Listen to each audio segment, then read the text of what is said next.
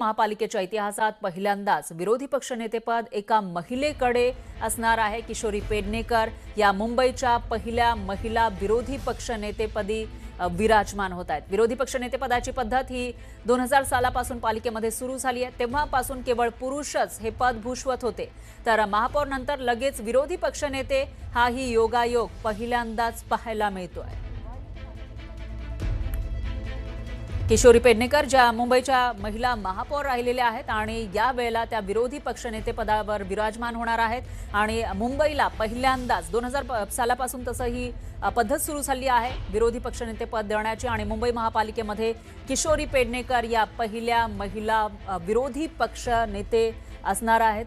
तर त्याआधी महापौर झालेल्या होत्या, महिला महापौर म्हणून त्या मुंबईला मिळाल्या होत्या आणि त्यानंतर आताची जी निवडणूक झाली आहे यामध्ये त्या विरोधी पक्षनेते असणार आहेत। आणि याविषयी अधिक माहितीसाठी आपले प्रतिनिधी सुमित सावंत हे आपल्या सोबत जोडले गेले आहेत। सुमित, काय सांगाल, मुंबईला पहिल्या महिला विरोधी पक्षनेत्या मिळत आहेत?